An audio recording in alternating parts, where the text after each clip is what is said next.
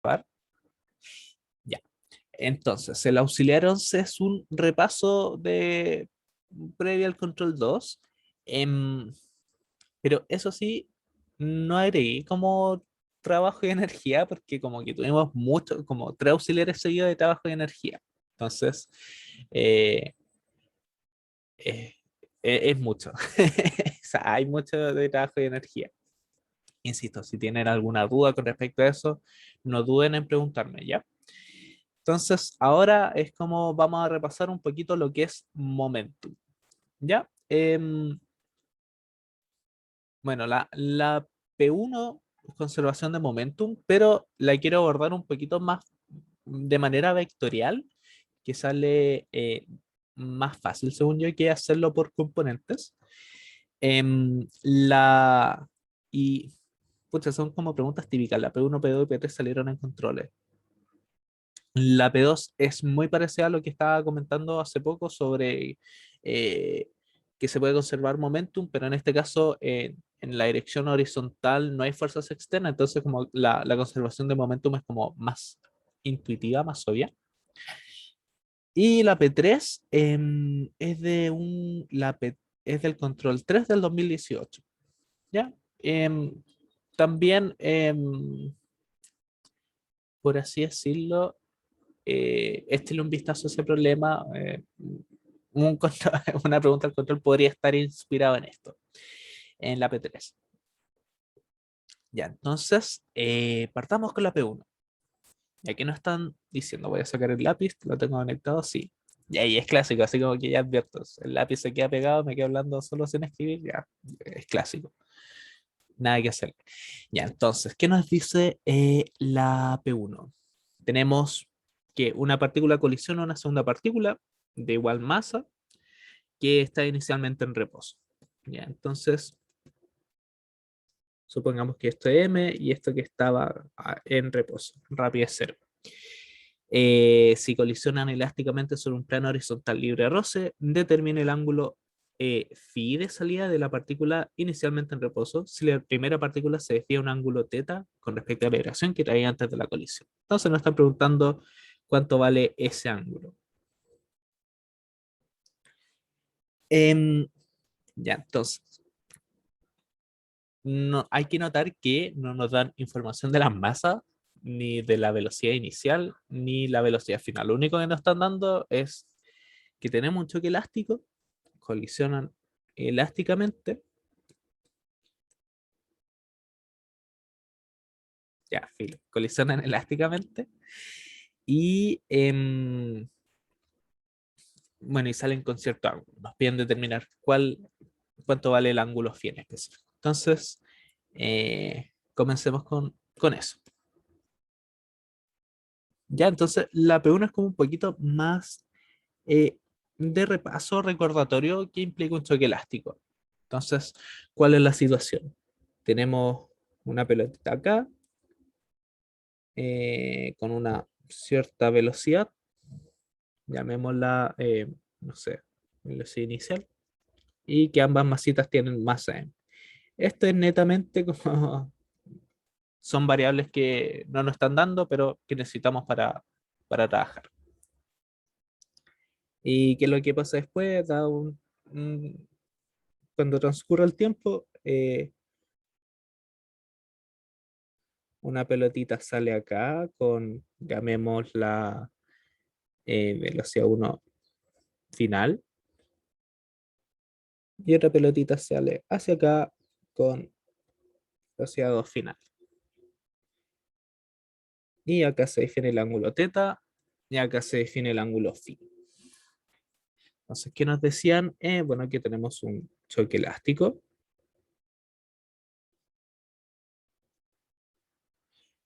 y que no hay roce. Eso también es muy importante. No hay roce. Entonces, ¿qué nos están preguntando? ¿Cuánto vale el ángulo phi? Ya, entonces, ¿qué es lo que sabemos? Tenemos un choque elástico y eso implica dos cosas muy importantes. Se conserva la energía y se conserva el momento. Entonces, lo anoto.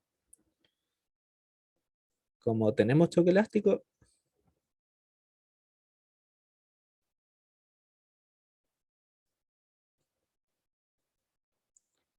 ¿Qué es lo que se va a conservar? La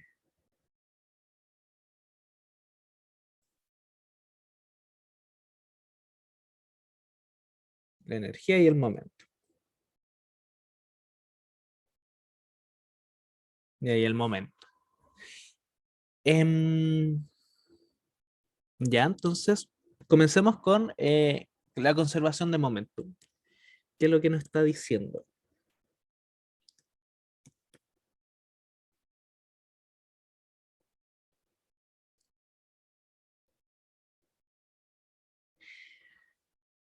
Em, ya, así para ser más formal el tema de las direcciones, definámonos la dirección positiva hacia allá, hacia la derecha. Entonces, ¿cuál va a ser nuestro momentum inicial? Nuestro momentum inicial va a ser la masa por la velocidad inicial que tenía la masa uno. Y la otra masa, como está en reposo, va a ser simplemente masa por una velocidad nula. Entonces, es cero, entonces por eso no lo estoy incluyendo. Y luego, ¿qué tenemos? Momentum final. Mm, ya. Em, Acá lo que se puede hacer o sea, se pueden seguir dos caminos. Un camino es analizar por componentes, es decir, conservar después el momentum por velocidad en X, después una velocidad en Y, por así decirlo. Em, pero lo que les quiero mostrar ahora es que cómo funciona vectorialmente. ¿Ya? Entonces, ¿cómo sería?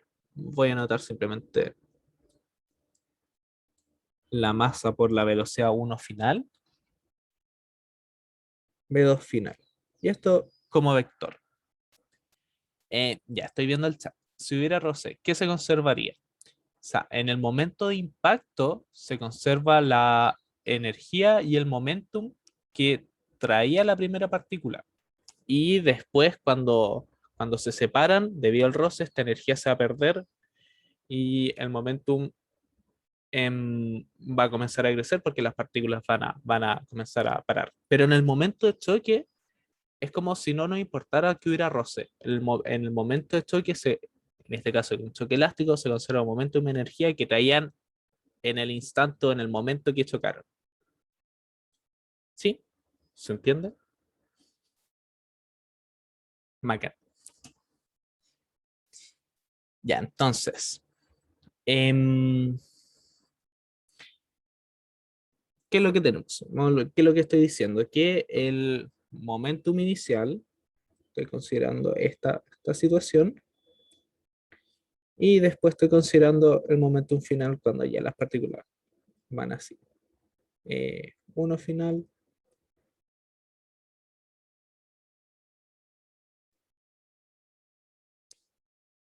B2 final. ¿Vale? Dime. Si la velocidad uno final y la velocidad 2 finales no están en el mismo eje, nosotros igual podemos factorizar así como por m y decir m por... Claro, claro, porque M es un escalar y lo único que está haciendo es como agrandar este vector, agrandar ambas componentes o no necesariamente agrandar, pero pondera ambas componentes en X o en Y. Entonces se puede Ya. factorizar simplemente. Y eso es lo que vamos a hacer, de hecho. Ya, entonces, como el momentum se conserva, estos vectores van a ser iguales. ¿Y en qué se va a traducir esto? Em,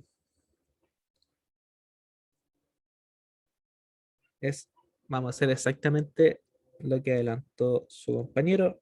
Vamos a factorizar por m, porque en este caso las masas son iguales. Y bueno, es un numerito, así que no hay problema. Y estamos considerando que es distinto a cero también. Entonces, vamos a hacer esto. Entonces, llegamos a la primera relación gracias a la conservación de momento. tenemos una relación con las velocidades. Entonces,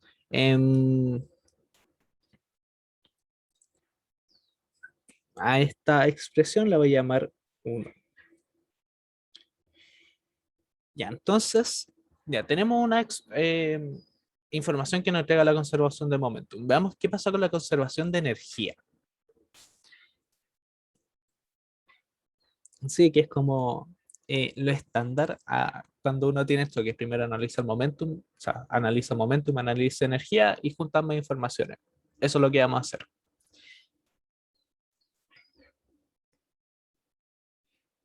Entonces, vamos, ¿qué pasa con la conservación de la energía? Em, ya, la energía inicial es, ya esto ocurre todo en un mismo plano, entonces ocurre en, no sé, en hielo, por así decirlo. Entonces no hay roce, no tenemos energía potencial gravitatoria, o podemos tener una asociada, pero va a ser constante, entonces como que no va a interesar. Entonces, la única energía que vamos a tener en este caso va a ser netamente cinética. Entonces la energía inicial va a ser netamente cinética, que va a ser un medio la masa por la rapidez inicial al cuadrado. Y la energía final va a ser un medio la masa rapidez 1 final al cuadrado más un medio la masa de la otra pelotita final al cuadrado. Em, ya, entonces de acá podemos factorizar.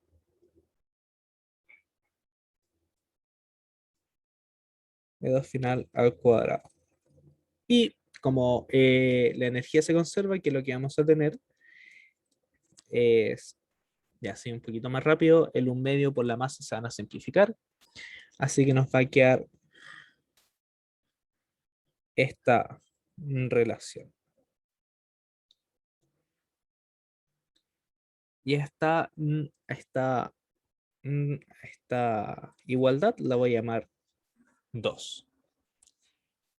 Ya, entonces, ¿cuál es, cuál es el problema de acá o cómo vamos siguiendo? Es que la ecuación 1 es vectorial, ¿ya? Mientras que la ecuación 2 es escalar. No está, la ecuación 2 viene a decirnos cómo se comporta el tamaño de las velocidades. En cambio, la ecuación 1 nos da información de las velocidades.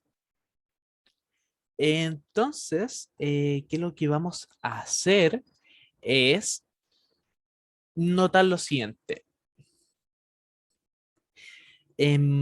Una propiedad importante del producto punto es que para cualquier vector, si yo tengo un vector A, por ejemplo, em, yo puedo saber el tamaño de este vector A gracias al producto punto. Y en específico, el tamaño del vector A al cuadrado se define como A punto A.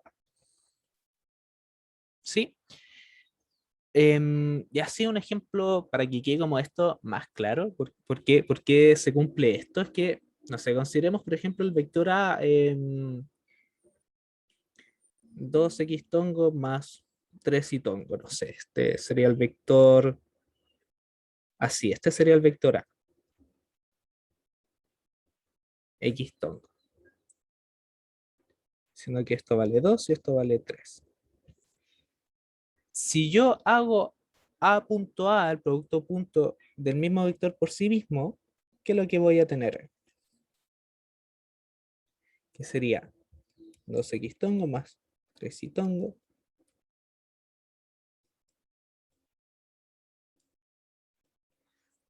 Voy a tener 4x tongo punto x tongo más 9 y tongo por y tongo. Y x tongo punto y tongo es 0 porque son vectores perpendiculares. Entonces, y esto como son vectores unitarios, x tongo punto x tongo igual a 1. Entonces, ¿qué estoy diciendo acá?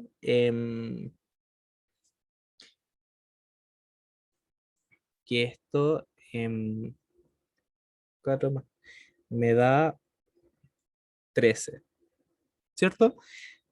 Entonces, el tamaño de este vector al cuadrado es igual a 13, ¿sí? ¿Y qué es lo que estamos haciendo? Técnicamente lo que estamos haciendo es Pitágoras, por así decirlo. Donde esto, tenemos que su hipotenusa, que sería 2 cuadrados más 3 al cuadrado, es igual a 4 más 9, es igual a 13. Entonces esto es la raíz de 13. Entonces el tamaño del vector A es 3. Ya, eso es lo que quería decir. Porque qué es lo importante de lo que estoy diciendo, así un ejemplo es esta propiedad, que el tamaño de un vector al cuadrado es igual al producto punto por sí mismo. ¿Sí? Em, mm, ¿Me van siguiendo con eso? O muy chino? ¿O no se va entendiendo nada?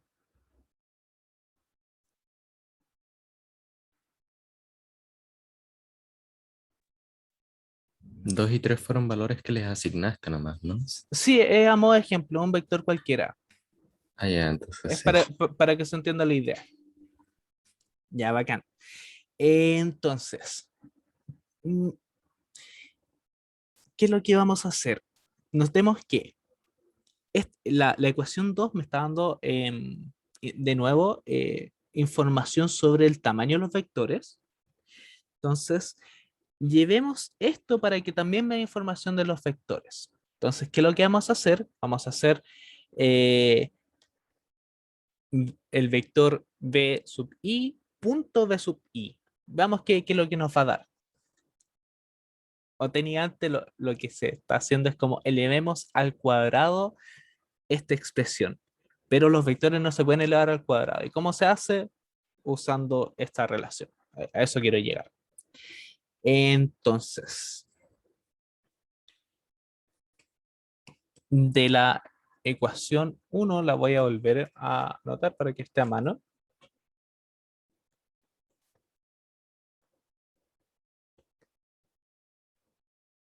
Dos final. ¿Qué es lo que vamos a hacer?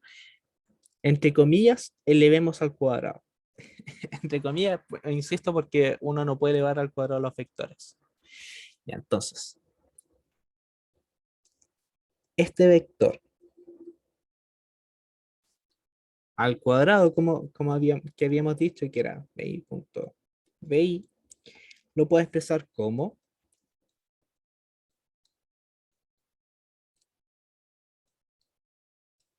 al final punto lo mismo.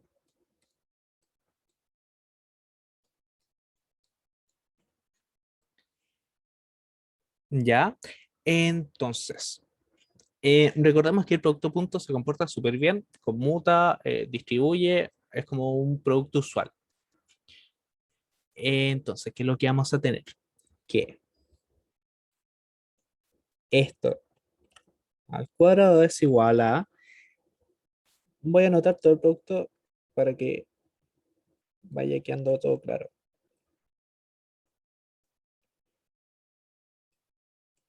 Al final,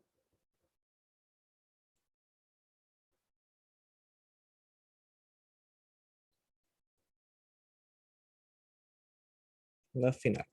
Lo único que hice es, lo hice producto punto con S, luego con S con S y S con S. Sí, eso nomás.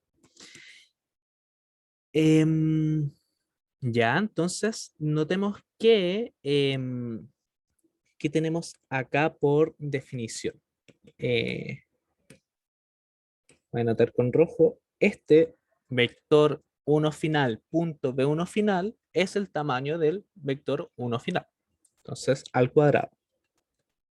1 final al cuadrado. Lo mismo que esto. Es el vector punto vector, es el tamaño del vector al cuadrado.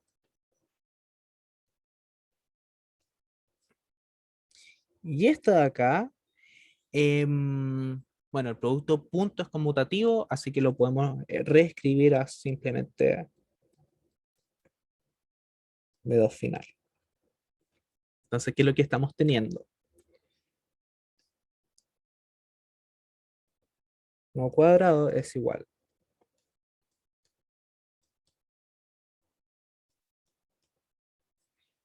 más 2 veces este producto punto de acá. ¿Ya? Súper. Vamos bien. Eh, Porque noten que está apareciendo, por así decirlo, estos términos que de acá, de la conservación de la energía. Entonces, como ya tenemos esa relación, lo único que nos está molestando es este producto punto de acá.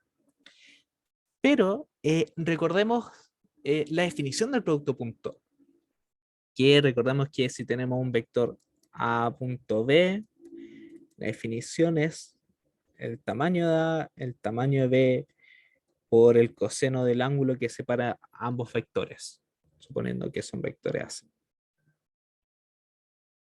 A, B. Entonces, apliquemos la definición del producto punto. ¿Cómo nos va a quedar? Final al cuadrado más 2 veces el tamaño de este vector por el tamaño de este otro vector por el coseno del ángulo que separa estos dos vectores. Ahora, ¿cuál es este ángulo? Recordemos que, ¿cuál es la situación que tenemos? Tenemos el vector A, B1 final, B2 final, y tenemos este ángulo. Tenemos un ángulo teta y tenemos un ángulo phi. Entonces, el ángulo que separa a estos dos vectores es simplemente teta más phi. Entonces, el ángulo que separa estos vectores es teta más phi. Súper. Tenemos esto que salió por la ecuación 1, la conservación de momentum. Entonces, metámosle ahora la información que decía la conservación de la energía. Entonces, eso era de la expresión 2 que es lo que nos estaba diciendo. Y está exactamente ahí. Nos decía que inicial al cuadrado es final al cuadrado más final al cuadrado. Entonces, reemplazando 2 en esta ecuación asterisco, ¿qué es lo que vamos a tener? Si metemos 2 en asterisco, tenemos que la velocidad inicial al cuadrado es igual a esto, que es igual a esto. Entonces, la rapidez 1 final al cuadrado más la rapidez 2 final al cuadrado es igual a la rapidez inicial al cuadrado, por lo que nos dice la ecuación 2.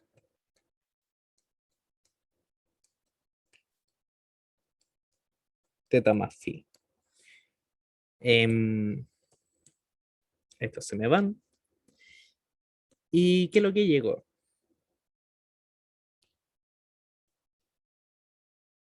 De teta más phi es igual a 0. Ahora, por enunciado, sabemos que estas partículas salen con una cierta rapidez. Entonces, este término de acá tiene que ser distinto de 0. Por lo tanto, esto tiene que ser igual a 0.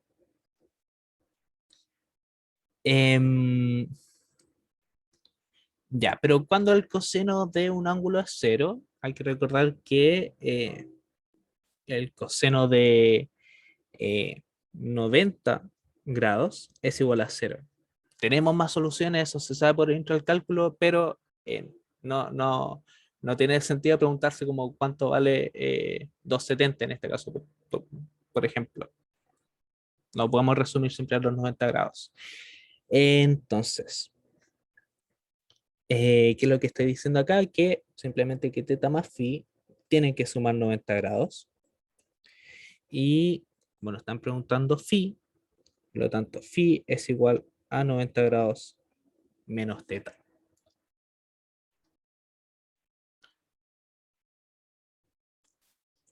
Y eso era la P1.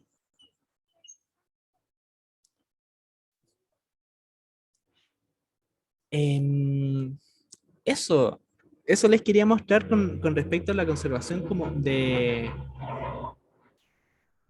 Ya me iba bien. Sorry, sorry. Ya eso era lo que les quería mostrar con conservación de momentum, em, pero visto de manera más factorial.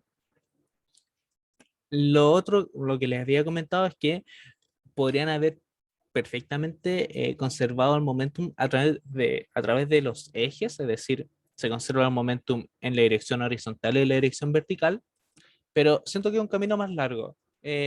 Podrían chequearlo si tienen el tiempo, si quieren. Y ahí estoy viendo el chat, no se usó el tiempo, no, no es dato el tiempo, lo único que dice es que dado un cierto tiempo las partículas van así. Entonces, no sabemos cuánto es ese tiempo, solo que es, tenemos una situación inicial y tenemos una situación final. Eso es lo único que dice ese delta T. Em, eso con la P1. No sé si hay alguna duda, se entendió, algo que no haya quedado claro.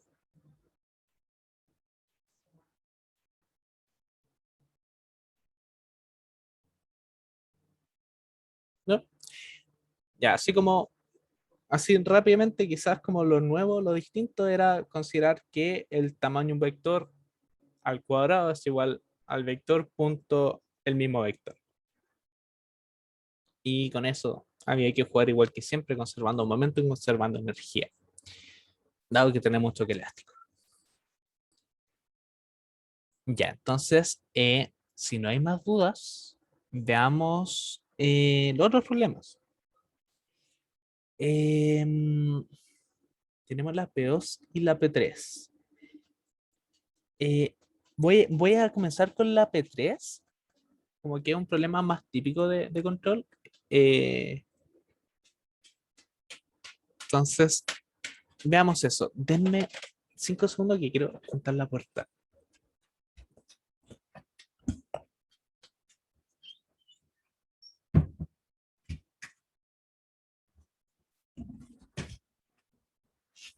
Ya, listo, perdón. Ya, entonces veamos la P3 y luego vemos la P2, que la P2 es un... eh, ya, aprovecho de comentar qué pasa con la P2. La P2 se puede hacer por conservación de momentum, juntando ecuaciones cinemáticas es un poquito más largo. Y hay otro procedimiento que es con centro de masa, ¿ya?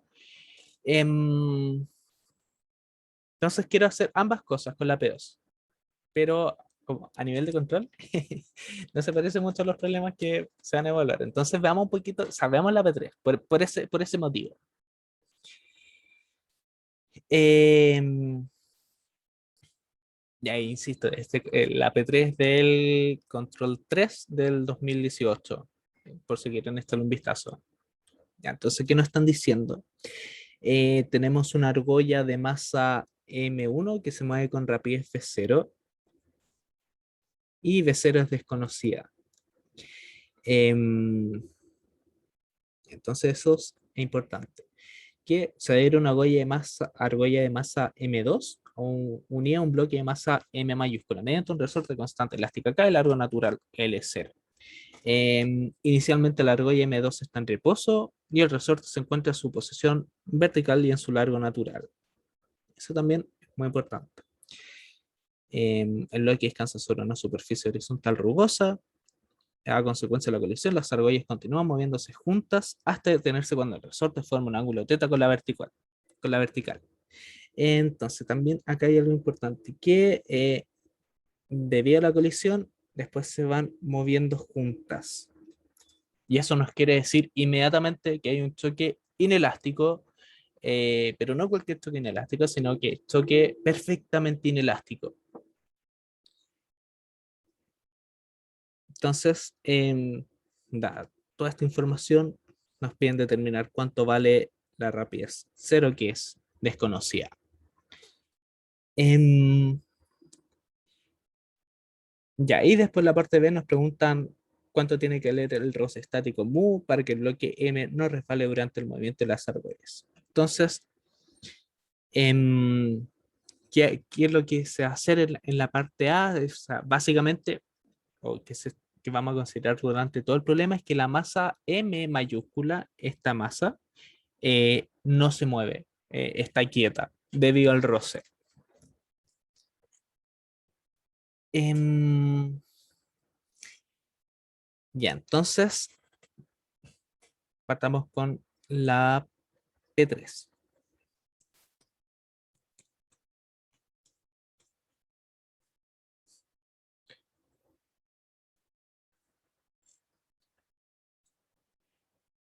Em, ya, entonces, ¿Vale?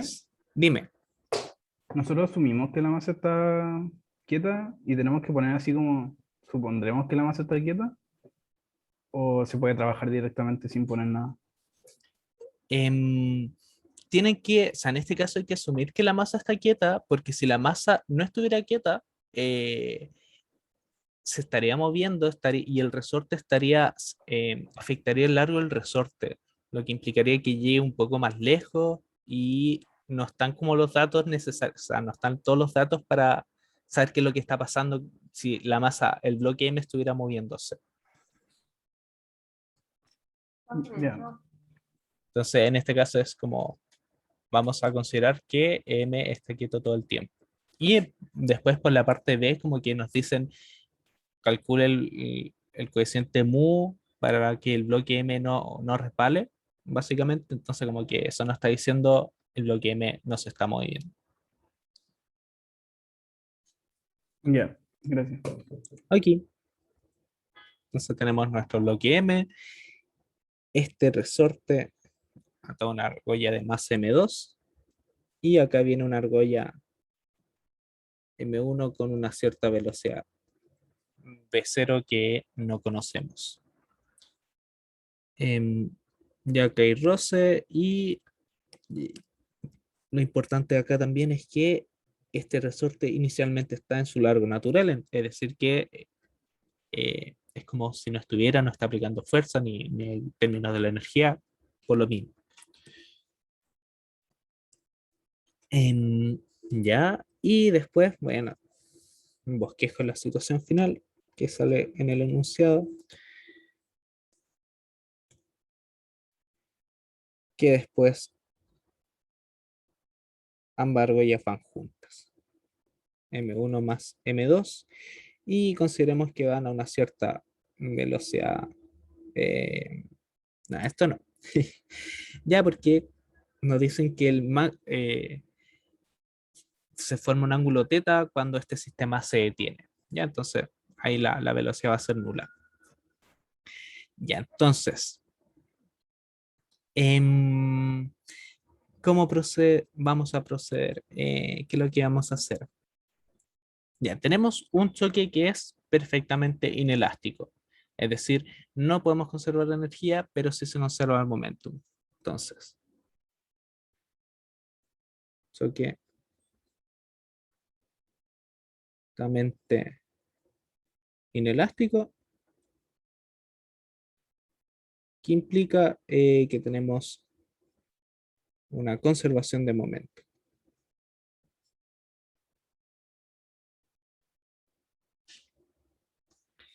Ya, se conserva el momentum, pero después, ¿qué es lo que podemos hacer?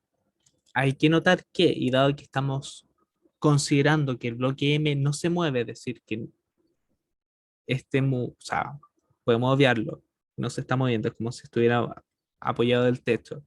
En este trayecto, después del choque, todo esto, y en el sistema de las argollas, la energía se conserva.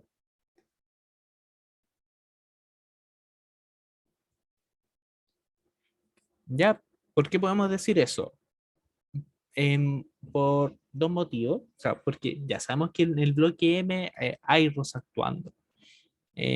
Pero ¿por qué podemos conservar energía? Una, porque el bloque M no se está moviendo, o sea, si consideramos el sistema como incluyendo el bloque M, el bloque M mayúscula no se está moviendo, entonces el trabajo de la fuerza roce es nulo, porque recordemos que trabajo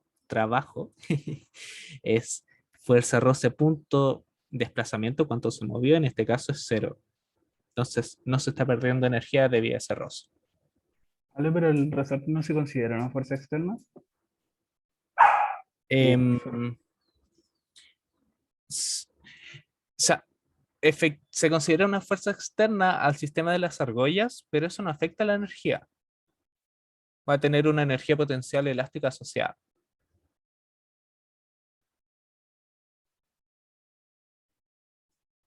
¿Sí? O sea, ahí, ¿qué va a hacer el resorte?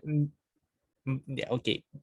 Tenemos una fuerza externa, después del choque no se conserva el momentum, pero sí se va a conservar la energía, porque no hay disipación de energía. ¿Sí? Bacán. Ya, entonces, dicho todo esto, lo que estaba hablando, mm, pongamos las cosas en su lugar. Entonces, conservemos momentum. Ya, conservación de momentum. Ya ahí, de nuevo, para formalizar todo el asunto de los signos, definamos la dirección positiva hacia allá. Entonces, nuestro momentum inicial, ¿cuál va a ser? Simplemente va a ser la masa de la argolla por la rapidez que tenía. eh, y lo anoté como vector ya por formalidad como vector en X tongo.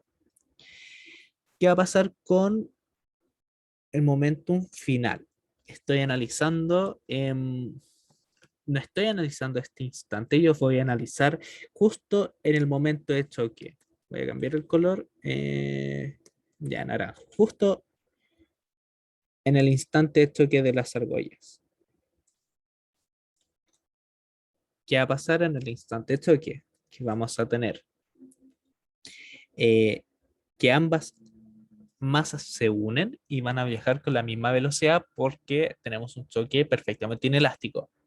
Entonces, me va a quedar que la masa 1 más la masa 2 que van viajando a una misma velocidad juntas. Y de nuevo, tenemos un choque elástico, o sea, un choque perfectamente elástico, inelástico, perdón, y se conserva el momentum. Entonces, de acá decimos que el momentum inicial es igual al momentum final. ¿Y qué quiere decir esto? Que la masa por la velocidad, la rapidez en este caso, masa 1 más m2, la rapidez final. Entonces yo tengo de acá cuánto vale la rapidez con la que sale este nuevo sistema, entre comillas, de las masitas unidas. Bueno, pero puede surgir la duda, bueno, ¿por qué estamos haciendo esto?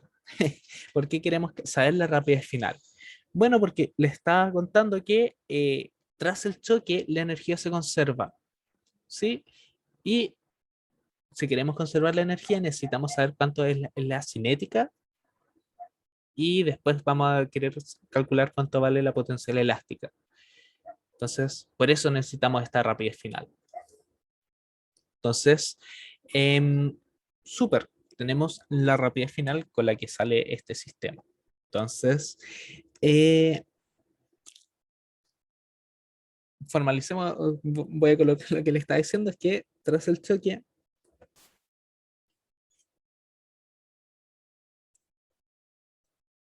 la energía se conserva.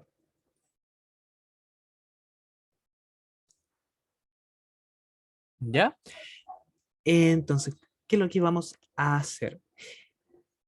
Ya ahí notemos que también, bueno, ¿qué es lo que va a hacer la conservación de energía? Nos va a dar una relación con la energía cinética, la energía potencial, ya vamos a ver cómo el asunto, Y notemos que la energía cinética depende de B0, que recordemos que esta es nuestra incógnita. Eso nos están preguntando. Ok, entonces consideremos la situación inicial, que tenemos nuestro resorte y tenemos nuestras masitas. Ya. En el momento cero del choque, cero más un tiempo muy chiquitito, el resorte no se estira, sigue estando a una altura L0. Esto sigue estando a una altura L0, sigue en el largo natural. Entonces, no está estirado, por lo tanto, no está estirado y tampoco está comprimido. Entonces, no está aportando ni con fuerza ni con energía potencial elástica. ¿Y qué más? Podemos tener una potencial vibratoria asociada, pero para no complicarnos la vida, definamos esto igual a la altura igual a cero. Hay que notar que los anillos no suben y bajan, así que esa potencia vibratoria se va a mantener constante, igual a cero en esta selección. Entonces, la energía inicial va a ser netamente energía cinética. Va a ser la masa 1 más la masa de la argolla 2 por la rapidez final al cuadrado. ¿Cómo va a quedar esto? Va a ser un medio, masa 1 al cuadrado, masa 1 más masa 2, rapidez inicial al cuadrado. Súper. Veamos qué pasa después del choque. O sea, después cuando se estiró el resorte y las argollas se detuvieron. Que lo que estoy diciendo es, ya esto sigue valiendo L0. El resorte se estiró y las argollas se detienen. Y por enunciado eso ocurre cuando el ángulo de acá vale teta. Ya. ¿Qué es lo que vamos a tener? Ya consideremos que este resorte está estirado un largo L. Entonces, la energía final va a ser netamente potencial elástica, dado que las argollas se detuvieron y no subieron ni bajaron. Y recordemos que la potencial elástica está por un medio K y por cuánto se estiró este resorte. Esto quiere decir que sería el largo final menos el largo inicial al cuadrado.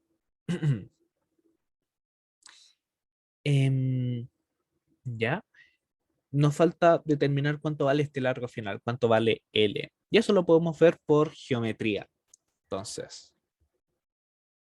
por geometría, ¿qué es lo que tenemos? Geometría del problema. Tenemos que eso vale L, que esto vale L0 y que esto vale teta. Entonces, si usamos la definición del coseno de teta, ¿qué es lo que tenemos? Que es el cateto opuesto sobre hipotenusa. Entonces, el largo final está dado por esto, coseno de teta. Entonces, la energía final está dada por un medio K. Voy a factorizar por L0 y lo voy a sacar fuera del cuadrado. 1 sobre coseno de teta menos 1 al cuadrado. Y para que quede bonito, L0 al cuadrado lo podemos escribir como 1 menos coseno de teta sobre coseno de teta al cuadrado.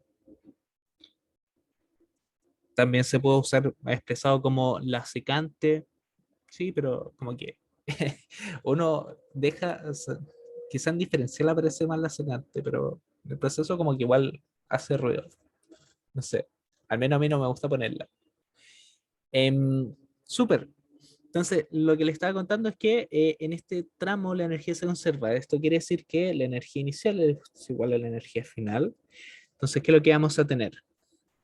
un medio, no, voy a anotar un medio más 1 al cuadrado más m2 de 0 cuadrado es igual a esta energía final que es netamente potencial elástica.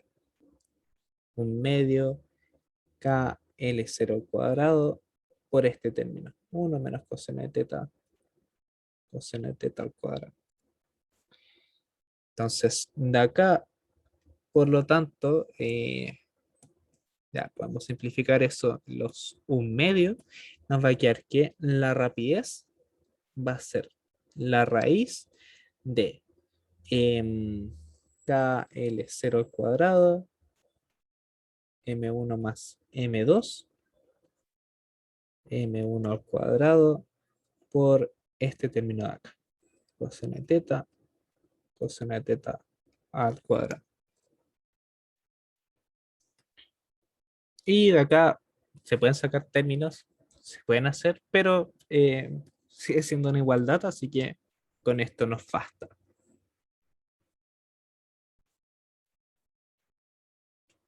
Entonces con eso tenemos la parte A. Súper, entonces acá como nada nuevo, o sea, tenemos choques, un choque inelásticamente perfecto y después del choque conservamos la energía. ¿Y eso por qué? Porque recordemos que estamos considerando que el bloque M no se está moviendo. Si se estuviera moviendo, si se estuviera deslizando, ya no sería tan directo el problema, porque habría el hecho de que se vaya moviendo el bloque M, el resorte sería, tendría un largo final distinto. Ya, pero ese no es nuestro caso. Ya, entonces en la parte B, después nos están preguntando, la parte B, ¿cuánto tiene que valer mu para que el bloque no resbale?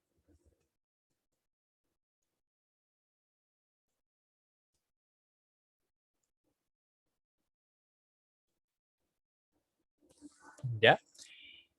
Y veamos qué pasa con la dinámica del bloque M, qué fuerzas están actuando sobre este bloque. Entonces, lo primero, hay que notar que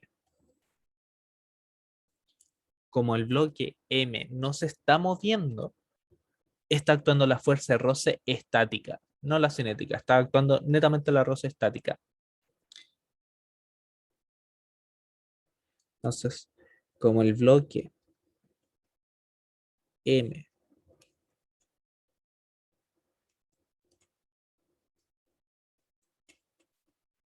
no se está moviendo, entonces está actuando la fuerza de roce estática. Ya, donde hay que recordar que la fuerza de roce estática, sub E, siempre es menor o igual a mu estática por la normal. Entonces, eh, para que el bloque no resbale, nos vamos a poner en el caso límite.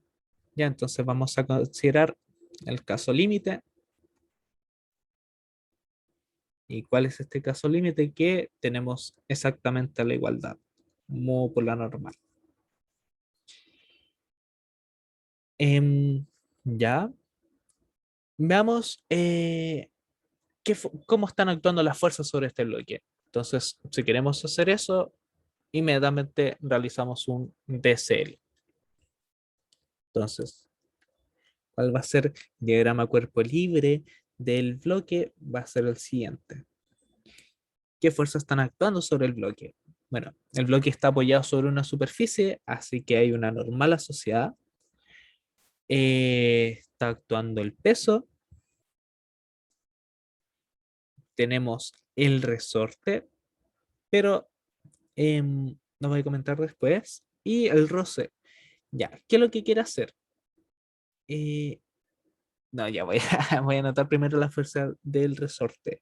Ya, recordemos que este sistema es es el siguiente. Está como, hay un resorte acá y tenemos las argollas. ¿Qué es lo que está haciendo? Como el resorte se está estirando, el resorte se quiere comprimir y también esto va a aplicar para el bloque.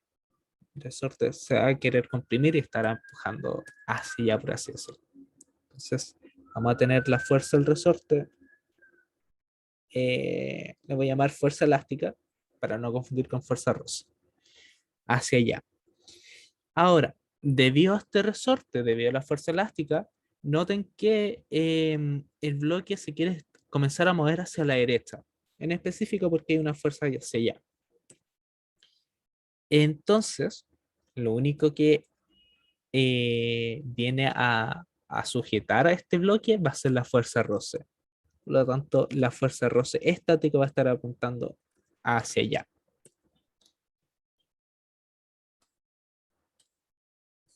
Y voy a borrar eso. Ya. Ahora, definamos nuestras direcciones positivas. ¿Cómo nos va a quedar esto? Y esto es un ángulo teta. Ya, en la dirección X tongo, ¿qué fuerzas están actuando?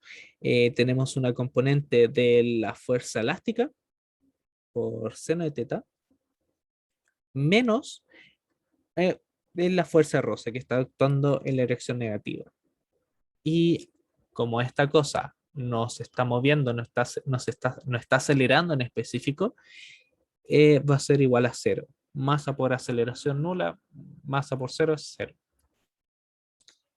Y en la dirección y tongo, ¿qué es lo que tenemos? Tenemos la normal menos el peso menos una componente de la fuerza elástica. En este caso, fuerza elástica por coseno de teta. Y de nuevo, como el bloque no está subiendo ni bajando, en específico no está acelerando en esa dirección, va a ser igual a cero. Súper. Entonces,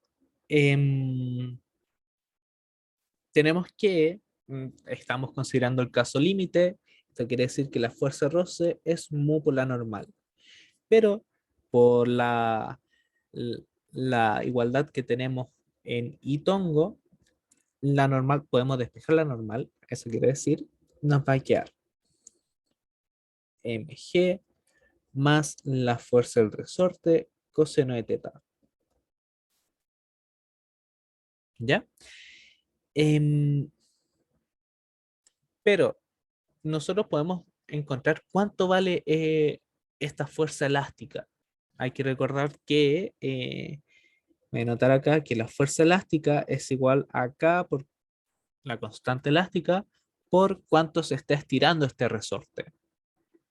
Em, Acá no estoy, no le puse el signo ni el más menos que suele confundir. Em, entonces, calculemos esta fuerza elástica. Dicho eso, ¿qué es lo que tenemos? ¿Cuál es nuestra situación? Tenemos que el ángulo teta, habíamos visto que esto valía L, y tenemos nuestra masita acá, atada al resorte. Entonces, em, la fuerza elástica está dado por K, por cuánto se estiró el resorte con respecto a su largo natural. Ya, no sé qué acaba de pasar porque aparece esa raya. Y ahí se fue bacán. Ya, L, largo final menos el largo inicial, que en este caso es el largo natural. Em, y recordemos que habíamos visto de L, que L era L0 sobre coseno de teta menos L0. Entonces podemos factorizar L0 y nos va a quedar 1 menos coseno de teta sobre coseno de teta. Súper. Entonces podemos como reemplazar inmediatamente en la fuerza de roce, ¿cómo nos va a quedar? mu mg más la fuerza elástica que encontramos esta expresión acá. Entonces nos va a quedar KL0, 1 menos coseno de teta, y ya lo anoto, coseno de teta por coseno de teta. Y esto se pueden simplificar. Entonces, por eso no lo estoy incluyendo ahora. Súper. Tenemos la fuerza de roce y cómo se comporta la fuerza elástica. Entonces reemplacemos finalmente acá, en la ecuación de X tongo. Recordemos que lo que queremos encontrar es mu. Entonces, nos bastaría simplemente reemplazar en X tongo y vamos a encontrar mu. Entonces, hagamos eso.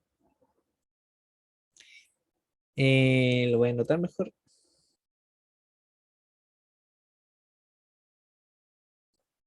Reemplazando en X tongo, que es lo que vamos a tener. Fuerza elástica por seno de teta, nos va a quedar KL0, 1 menos coseno de teta, por seno de teta, menos la fuerza de roce, que la fuerza de roce es esta expresión que tenemos acá.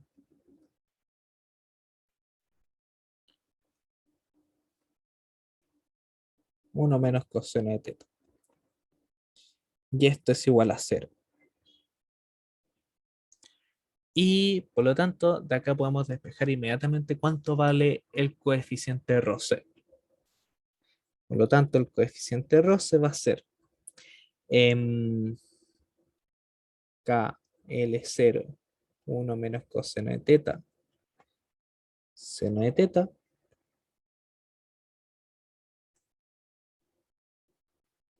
coseno de teta, mg, KL0, 1 menos coseno de teta. Déjenme chequear si está bien. KL0, 1 menos coseno de teta. Ya. Y si efectivamente eso se llega. Eso sí, eh, tengo un pequeño algo distinto que era un M mayúscula y después empecé a escribir puras M minúscula. Entonces, M mayúscula, eh, M mayúscula, M mayúscula y acá M mayúscula. Ahí sí. Y eso, como un problema típico de esto que es.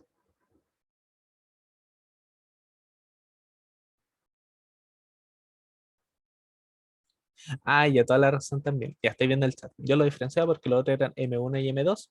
Sí, toda la razón. Em, Eso, ya como recapitulando, ¿qué se hizo? Bueno, teníamos un choque perfectamente inelástico.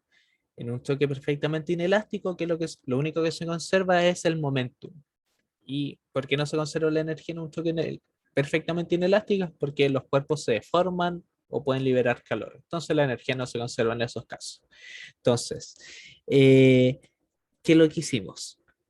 Este anillo choca acá conservamos momentum y después del choque, en esta zona podemos conservar la energía.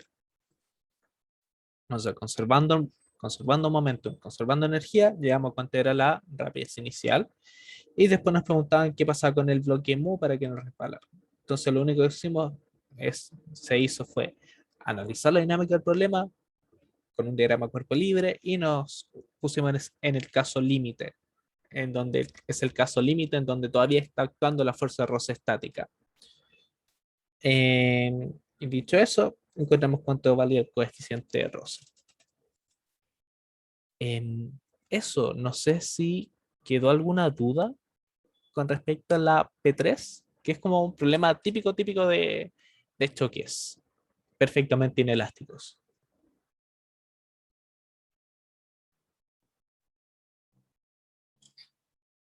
Ya, si no hay dudas, veamos lo que queda. Tenemos 20 minutos, creo. Sí, 20 minutos. Veamos la P2. Em, ya, lo que le estaba comentando de la P2, o sea, básicamente, ¿qué es lo que tenemos? Un movimiento proyectil y en el punto más alto ocurre una explosión que separa esta masita. En una masita que tiene masa 2 tercios m y otra masita que tiene un tercio m.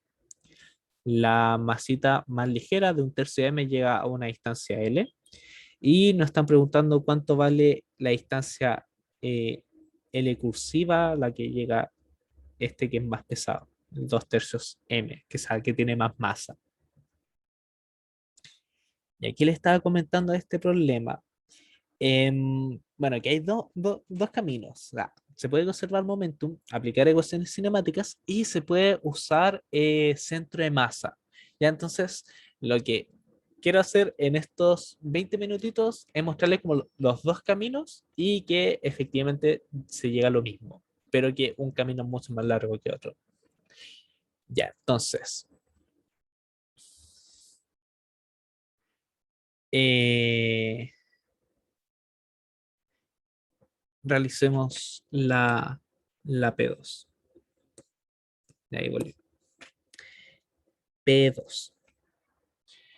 Ya, entonces, un esquema, lo más probable es que quede muy mal. Tenemos una masita o un proyectil de masa m que sale con rapidez de 0 a un ángulo teta. Inicial va bien en un movimiento proyectil, que es lo que hemos estudiado, y en el punto más alto ocurre una explosión. Entonces, ¿qué es lo que hubiera pasado si no hubiera ocurrido esto? El proyectil hubiera seguido normalmente, como ya sabemos del movimiento proyectil, pero en este caso salen dos masitas distintas. Acá una masita que sale con un tercio M, un tercio M va a llegar más lejos. Y en cambio la otra masita la voy a anotar con otro color para que no nos confundamos. 2 tercios M va a ser lo siguiente. Va a caer por acá. Eh, ya, tampoco es tan abrupto, sino que es un poquito más curva la situación, solo que en el dibujo me está quedando mal. ¿Cuáles son los datos? Nos dan esta distancia L y nos están preguntando cuánto vale esta distancia de acá. ¿Cuánto vale esta distancia L? Entonces, lo que le estaba comentando es que al menos tenemos dos maneras de hacerlo. Una manera es conservación de momentum.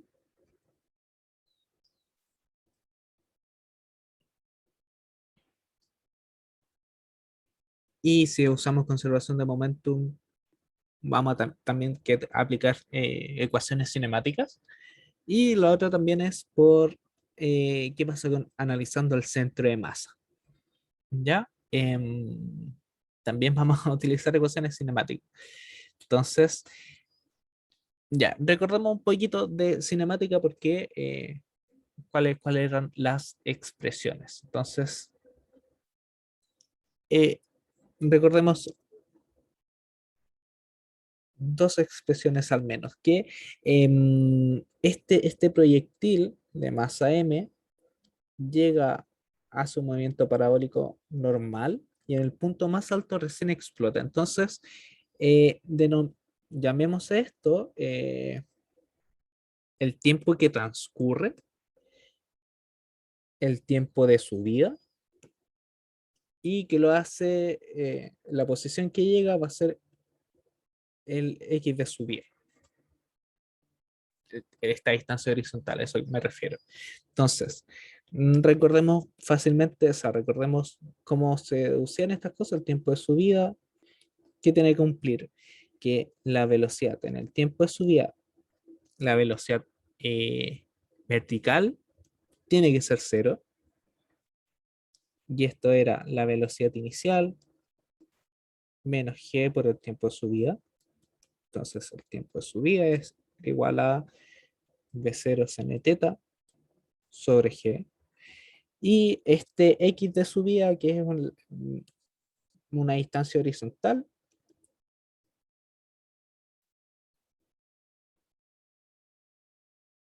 así bien express, x de subida, la posición horizontal evaluada en el tiempo de subida, lo que estoy llamando x sub s, es igual a la velocidad inicial en esa dirección, la velocidad horizontal inicial, por el tiempo de subida. Entonces nos va a quedar v0 cuadrado, coseno de teta, seno de teta, sobre g. ¿Ya? Y algo importante que se me fue, definamos bien las direcciones hacia donde estoy considerando positivo. ¿Ya? Ya, entonces, dicho esto, sabemos a qué tiempo ocurre esta explosión y sabemos cuál es la distancia horizontal donde ocurre esta explosión. No sabemos la altura, por ahora no nos importa mucho. Entonces, sabemos que debido a este choque, a esta explosión en el punto más alto, eh, el momento se va a conservar. Y en específico, como está en el punto más alto, solo está afectando a la distancia horizontal. Entonces, ¿qué es lo que estoy diciendo? Esta cosa va subiendo y acá es donde explota, cuando tenía netamente una velocidad inicial en X. Entonces, como explota ahí, nos está diciendo que esta masa tiene netamente velocidad horizontal, llamémosla V1 final, y la otra masita que sale acá, llamémosla V2 final. El punto es que ambas cosas están horizontales. Eso es muy importante anotar porque si no hay nada que afectó nuestra, no hay nada que está afectando en la dirección vertical, va a seguir ocurriendo lo mismo que sabemos de lanzamiento proyectil. La cosa va a seguir bajando a, en un tiempo definido que ya sabemos. Entonces, em, veamos qué nos dice la conservación de momentum cuando esta cosa explota. Eh, Voy a llamar el momentum inicial. ¿Cuál va a ser nuestro momentum inicial? ¿Cuál es la velocidad que tenía la masa en el punto más alto sin haber explotado? Va a ser la masa por la rapidez inicial en la dirección horizontal. Em, porque recordemos que esto está ocurriendo netamente en el punto más alto, en donde toda la velocidad en ese punto está de manera horizontal. Y que vamos a tener el momentum final va a ser, voy a especificar, esta masita sale con 1/3 m y esta sale con 2/3 m. Entonces, la masita que sale con 2/3 va hacia la izquierda, en la dirección negativa de donde estamos definiendo, V2 final, más 1/3 m V1 final. Entonces, si conservamos momentum, ¿qué es lo que vamos a tener? Como momentum inicial es igual al momentum final, voy a tener que seno de teta es igual a menos 2/3 final más 1/3 V1 final. Ya. Entonces, ¿cuál va a ser la idea? ¿Por qué queremos las velocidades? Porque nosotros sabemos que la partícula que era más liviana cae a una distancia L. ¿Ya? Y con eso podemos saber, con ese dato podemos encontrar cuánto vale la velocidad inicial final, la velocidad de esta partícula final, y gracias a la conservación de momentum podemos encontrar cuánto vale la velocidad de la otra partícula y encontrar directamente cuánto vale este L cursiva. Entonces, hagamos eso rápidamente. ¿Cómo va a ser? ¿Qué es lo que estoy diciendo? Analicemos qué pasa con la masita de un tercio m. ¿Qué es lo que pasa con la masita de un tercio m? Teníamos que parte, eh, acá explota y ahora cae mucho más lejos. Y esta es una distancia L. Ya, y que acá donde explotabas teníamos que era la posición horizontal de subida. Em, entonces, ¿qué es lo que estoy diciendo? Es que si esta masita va con rapidez 1 final, yo puedo calcular cuánto vale esta distancia.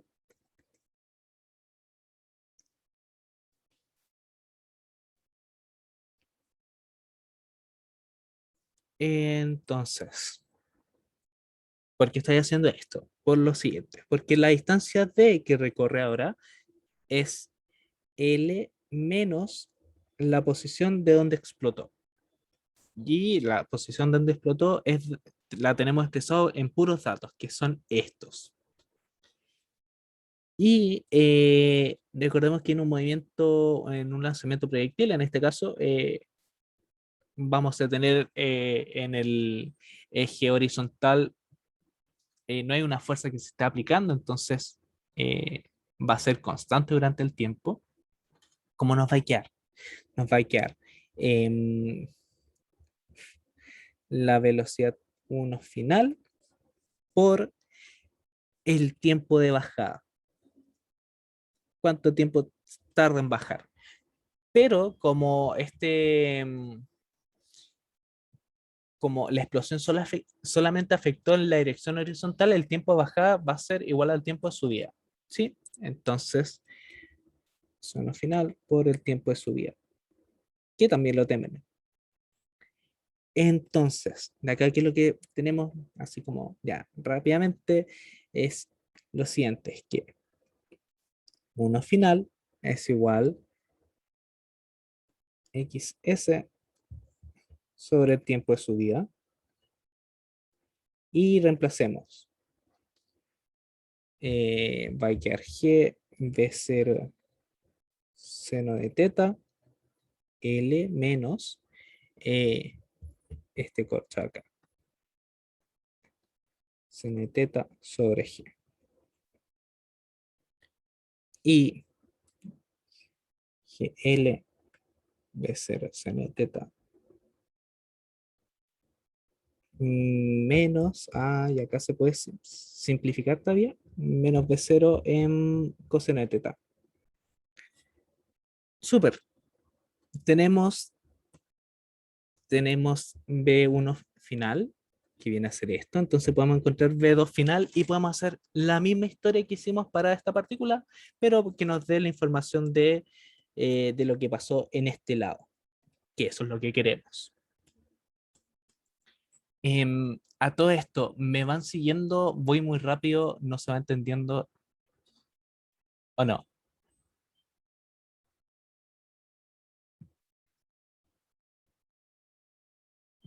Ya parece que todo bien. Espero. Entonces, sigamos. Antes que se vaya el tiempo, quedan 5 minutos. Ya, entonces, o lo que les aconsejo también, si están tomando nota, como que escúchenme, porque va la pauta para como ir como un poquito más rápido. O sea, eso es como el plan. Ya, entonces, em, ¿qué es lo que tenemos? Por conservación de momentum teníamos esta relación, V2 final, y el V1 final lo acabamos de encontrar. más 1/3 GL B0 seno de teta menos B0 coseno de teta. De acá entonces tenemos una expresión para B2 final. Voy a anotar 2/3 B2, no, mejor.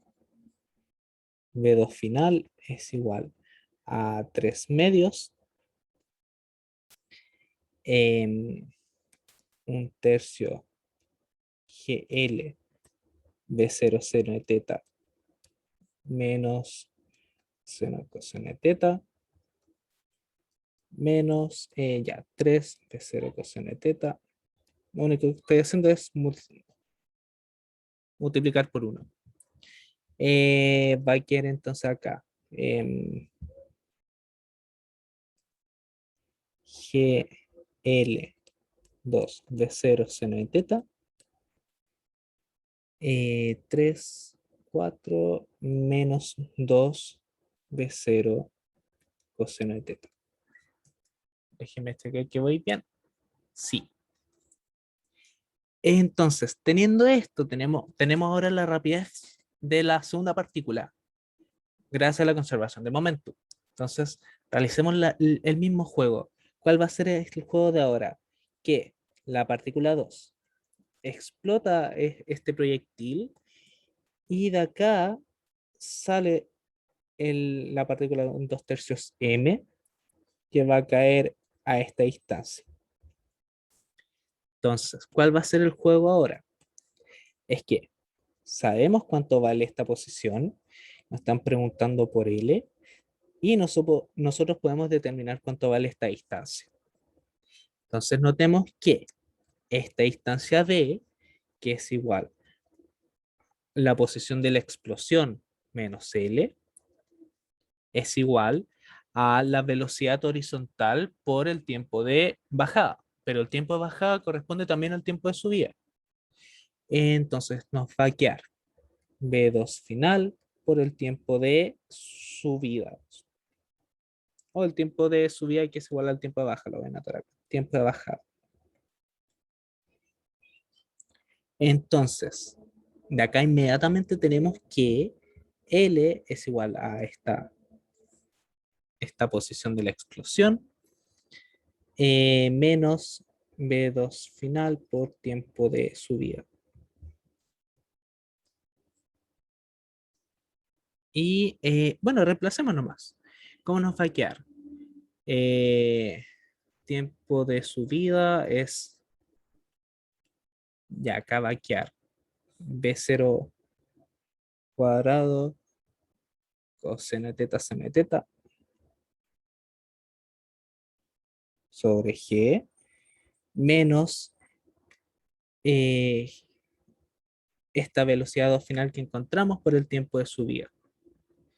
Entonces, más 2 B0 coseno de teta sobre por el tiempo de subida, que es B0 coseno, perdón, B0 seno de teta sobre G, menos el GL2B0 seno de teta por el tiempo de subida, que es B0 seno de teta G. Ya me quedo muy chiquitito, perdón. Entonces lo voy a subir porque queda muy poco como para usar otra pizarra. Entonces lo voy a subir ahí. Entonces acá es fácil apreciar que acá vamos a tener estos términos que se están sumando son iguales. Aquí va a quedar 3 de 0 coseno de teta seno de teta sobre G. Y acá podemos hacer muchas implicaciones. Nos va a quedar menos L medios.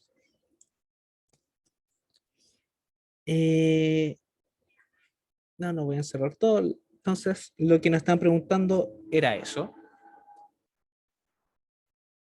Ya, tenemos eso.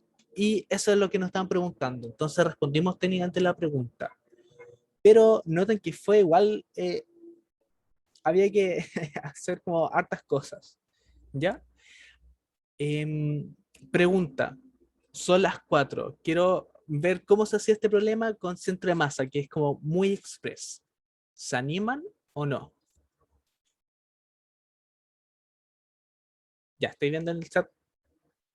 Uno, ya, ya, súper. Ya, gracias por responder. Ya, entonces, veamos esto mismo desde el análisis del centro de masa, que es como un problema que dejé como pendiente la vez pasada, y insisto, centro de masa como que es muy bacán. Entonces, eh, veamos qué pasa con si analizamos el centro de masa.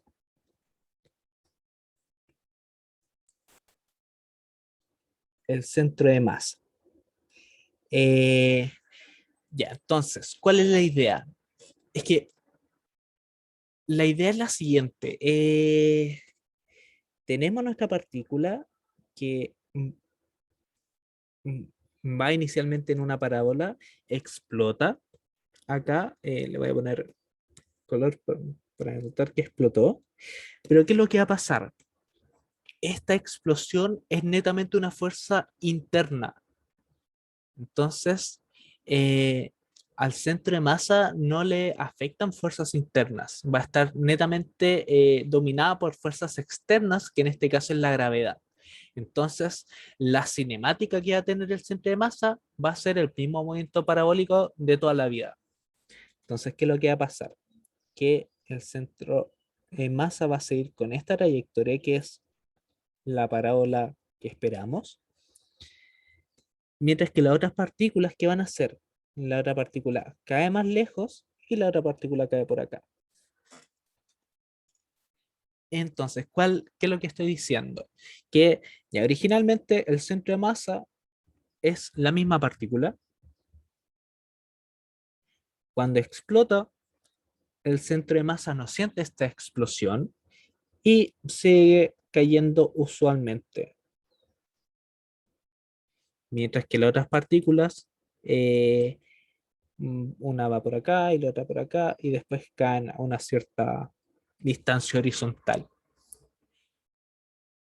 Ya, entonces, ¿qué es lo que estoy diciendo acá? Estoy viendo el chat, ¿y eso por qué? Es por lo siguiente.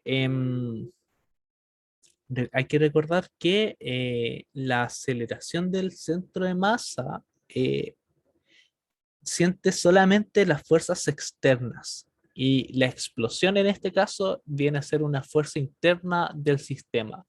No sabemos cómo, no sabemos qué es lo que está gatillando, pero hay que considerar que por X motivo un trocito a la masa con el otro trocito a la masa se aplicará una fuerza y fuerza interna.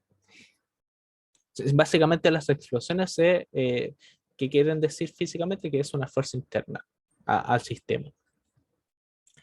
Entonces, bueno, en la dirección horizontal, o sea, en la dirección vertical tenemos peso, tenemos una fuerza externa, entonces mejor estudiamos qué pasa con la cinemática del centro de masa en la dirección horizontal. Entonces, ahí, ahí sí, ya. Como en la dirección horizontal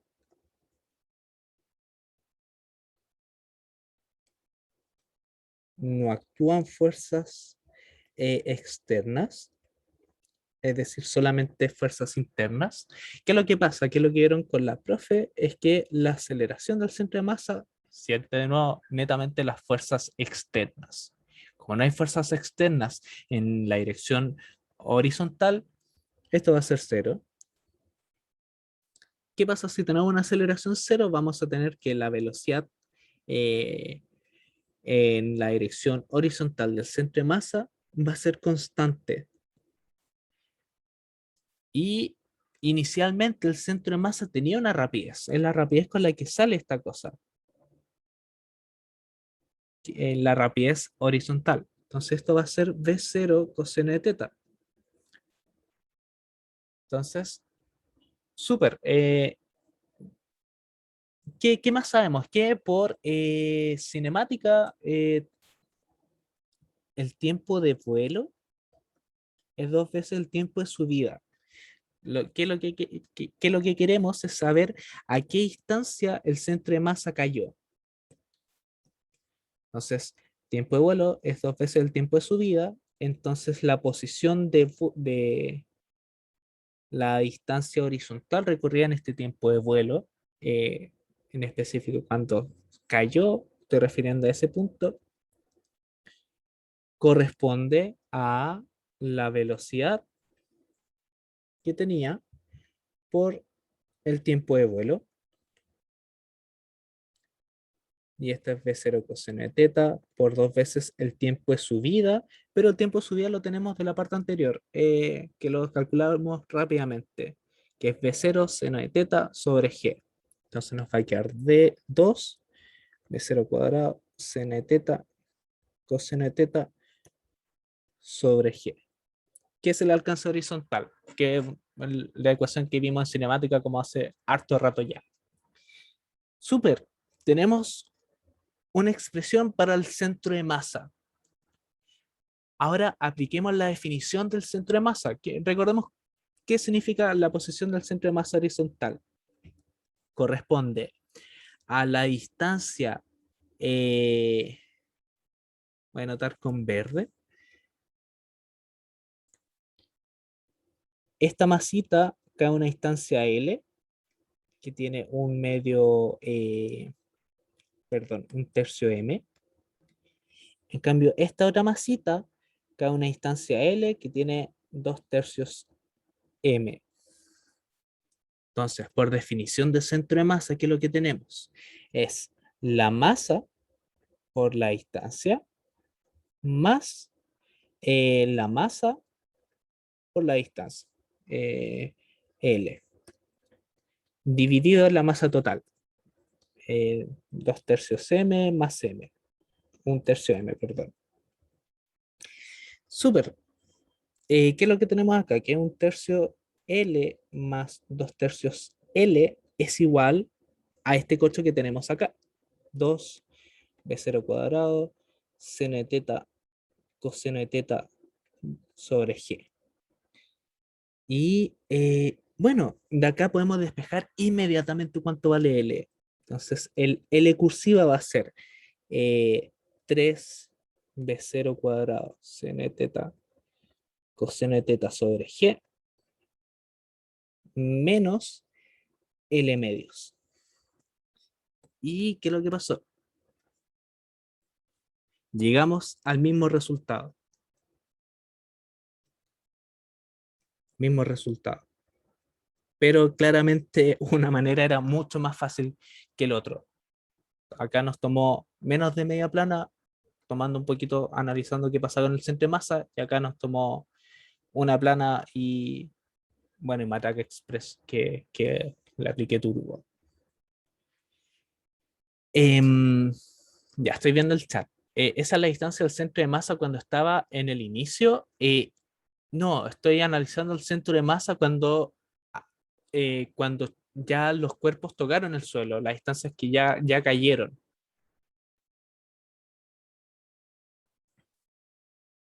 Estoy analizando esta situación cuando ya cayeron.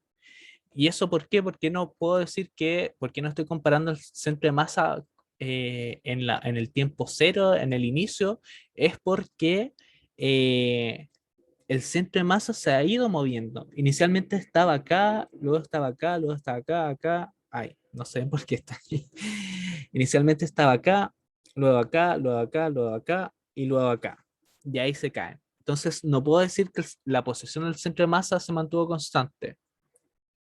Entonces, ¿por qué se pone L? Porque estoy analizando en el caso final cuando ya cayeron. Y por enunciado, este trozo, ¿sabes? 1/3 M cae a una distancia L, que es dato. ¿Sí?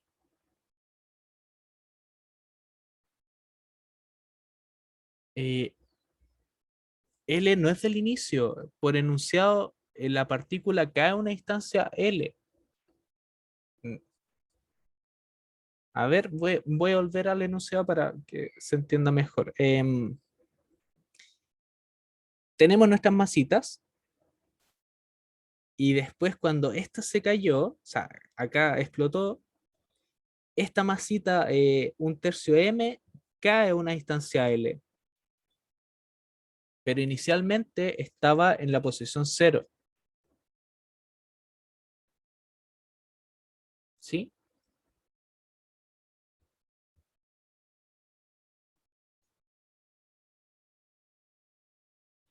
Ya, es cosa de darle una vuelta, porque ¿qué pasa? Ambas masitas estaban juntas. La posición inicial del centro de masa es 0. Volvió el lápiz. Inicialmente la posición del centro de masa es igual a 0, que corresponde también a la posición de 2 tercios m con la posición de 1 tercio m. También es 0. Pero después, ¿qué es lo que va a pasar? Que esta cosa sube, explota y el centro de masa sigue su rumbo sin ningún problema y el centro de masa cae acá. Y mientras caía, la otra masa cayó acá a una distancia L y la otra masa cayó acá a una distancia L. Entonces lo único que estamos haciendo es que el centro de masa, cuando ya cayeron los dos objetos, corresponde a esta masa ahora que está a una instancia L y esta otra masa está a una instancia L. Eso.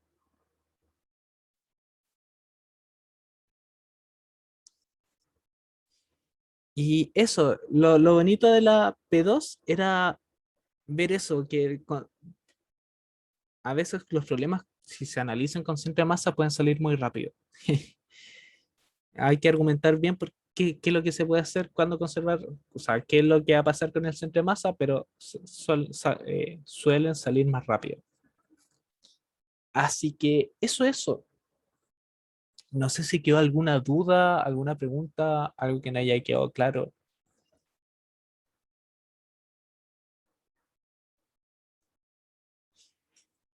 Em, ya, parece que no. Entonces, ¿qué les comento? Da la votación que quedó empatada. Igual va a haber ejercicio. Ya es muy simplecito, es muy parecido a lo que hicimos. Así que no les debería costar. Eh, y eso, ahora que hay 19 menos la tablet yo, 17, aprovecho de comentar también. Échale un vistazo a, al auxiliar 9. Eso, voy a dejar de grabar